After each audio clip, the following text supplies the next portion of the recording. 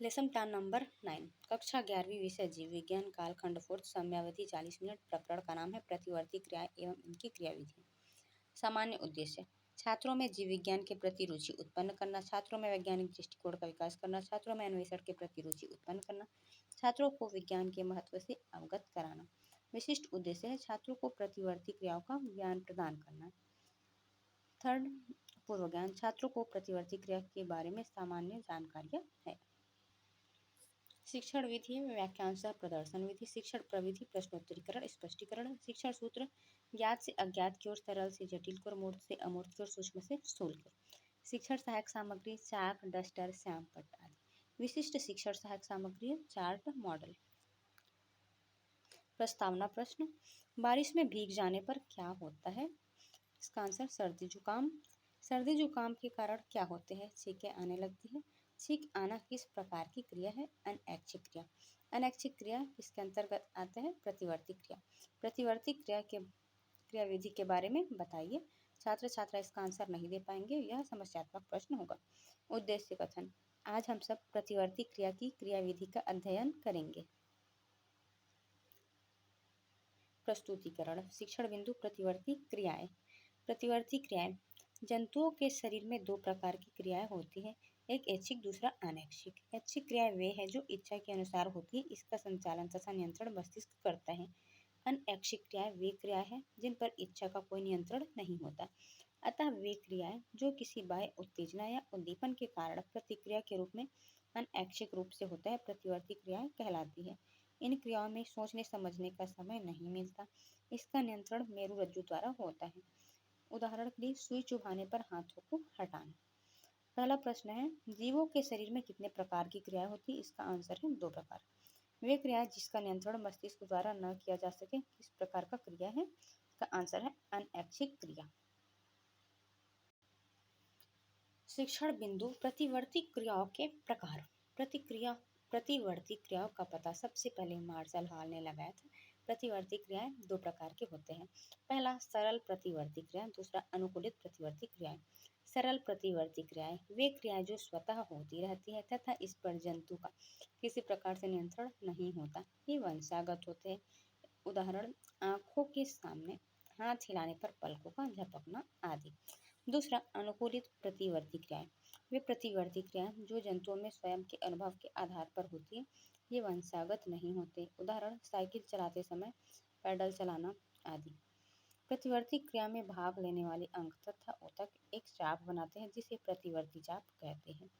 प्रतिवर्ती प्रश्न पहला है प्रतिवर्ती क्रिया का पता सबसे पहले किसने लगाया? इसका आंसर है मार्शल हॉल ने। दूसरा प्रश्न प्रतिवर्ती क्रियाएं कितने प्रकार के होते हैं?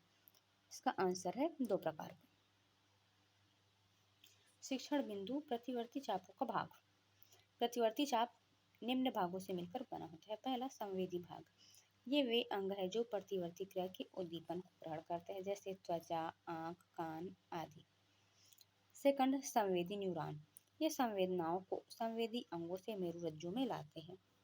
नंबर थर्ड तंत्रिका केंद्र, ये मेरुरज्जु होते हैं क्योंकि संवेदनाएं यहीं आती है। चौथा है माध्यमिक न्यूरॉन, ये प्रेरणा का स्थानांतरण संवेदी न्यूरॉन से प्रेरक न्यूरॉन में करते हैं। नंबर 5 है प्रेरक न्यूरॉन, यह प्रेरणाओं को मेरुरज्जु से अपवाही अंगों में ले जाता है। नंबर 6 अपवाहक अंग, ये वे अंग है जो प्रेरणाओं के अनुसार कार्य करते हैं। प्रश्न पहला प्रतिवर्ती चाप कितने भागों का बना होता है? इसका आंसर है 6 भाग। सेकंड क्वेश्चन तंत्रिका केंद्र क्या होते हैं? इसका आंसर है मेरुरज्जु। शिक्षण बिंदु से रिलेटेड डायग्राम को बटर पेपर में बनाकर साइड में चिपका लेंगे, जैसे इसमें प्रतिवर्ती चाप का डायग्राम बना हुआ है।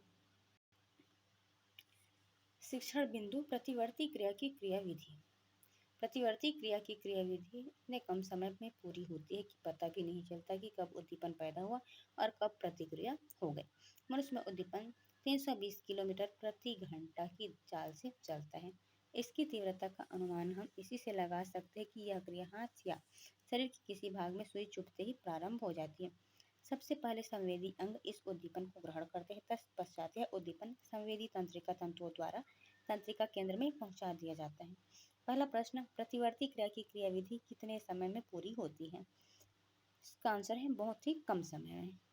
दूसरा प्रश्न है, मनुष्य में उद्दीपन किस चाल से चलते हैं? इसका आंसर है 320 किलोमीटर प्रति घंटा।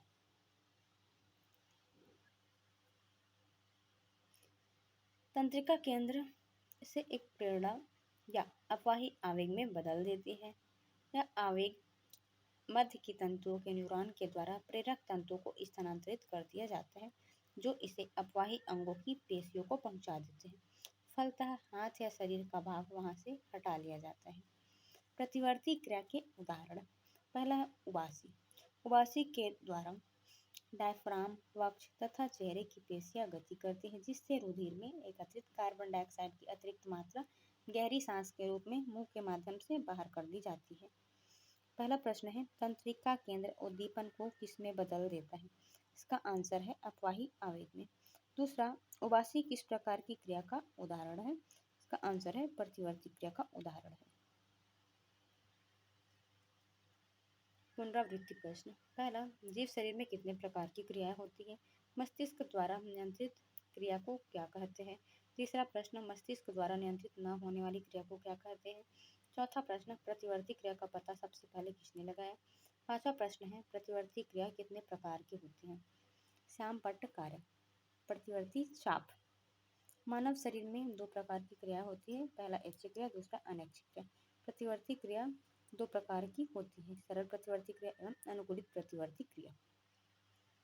कक्षा कार्य, पहला, प्रतिवर्ती चाप कितने भागों से मिलकर बना होता है? दूसरा, तंत्रिका केंद्र क्या होता है? तीसरा है, तंत्रिका केंद्र उद्दीपन को किसमें बदल देता है? चौथा, उबासी किस प्रकार की क्रिया है? पांचवा, प्रतिवर्ती क्रिया का सबसे पहले पता किसने लगाया? गृह कार्य, प्रतिवर्ती क्रिया की क्रियाविधि बताइए।